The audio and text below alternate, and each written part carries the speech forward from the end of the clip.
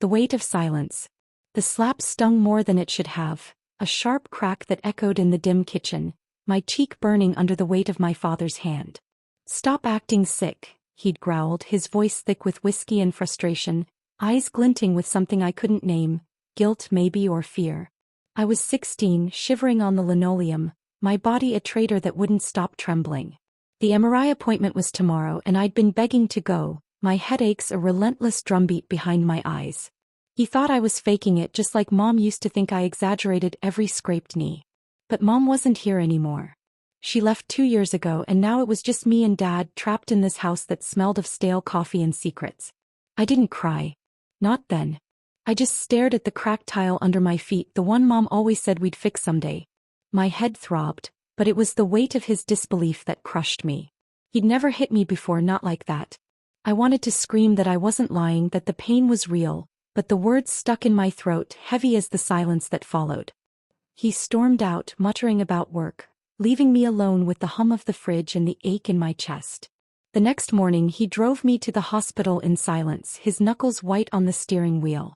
The radio crackled with static, a faint love song cutting through the tension. I caught him glancing at me, his jaw tight, but he said nothing. The MRI machine was a cold, claustrophobic beast, its rhythmic clanging drowning out my thoughts. I tried to focus on the technician's voice, calm and clinical, but my mind kept replaying the slap, the way his eyes flickered with something unspoken. Was it anger? Or something deeper, something he was hiding? Back home the waiting was torture. Days bled into each other, the phone silent, my headaches worsening. Dad avoided me, burying himself in late-night calls and meetings that left him smelling of perfume I didn't recognize. I'd seen the signs before, Mom's late-night arguments with him, her tear-streaked face as she packed her bags. "He's not who you think he is," she'd whispered once, but I was too young to understand. Now I wasn't so sure. One night I couldn't sleep, the pain in my head a white-hot knife. I crept downstairs for water and saw Dad's phone on the counter, buzzing softly. A text lit up the screen. "Meet me tomorrow. Same place. Don't tell her." My stomach twisted. Her? Me? Or someone else? I scrolled, heart pounding, and found more messages to a name I didn't know, full of promises and apologies. "I'll leave her soon. I swear." The words burned into me, each one a betrayal sharper than the last. I wanted to confront him, to scream, but doubt crept in. Maybe I was wrong. Maybe it was a misunderstanding. I rationalized it, told myself he was stressed, that he loved me, that he wouldn't hurt me like he hurt Mom. But the texts were undeniable, a trail of deceit leading to a truth I wasn't ready to face. The MRI results came a week later. Dad sat across from me in the doctor's office, his face pale, hands trembling as the doctor spoke.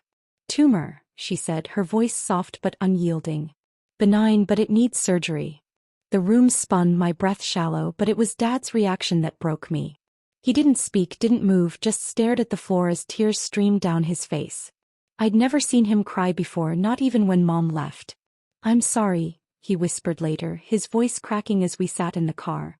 "I didn't believe you. I thought..." He trailed off, but I knew. He thought I was like Mom, exaggerating, manipulating. But it wasn't just that. The texts, the perfume, the late nights, they weren't just stress. He was planning to leave, to abandon me like he abandoned her, even as I was falling apart. I wanted to hate him, to scream that he'd betrayed me, betrayed us. But all I could do was sit there, the weight of his guilt and my fear pressing down on us both. The tumor was fixable, the doctor said. But the fracture in our trust? That was something else entirely.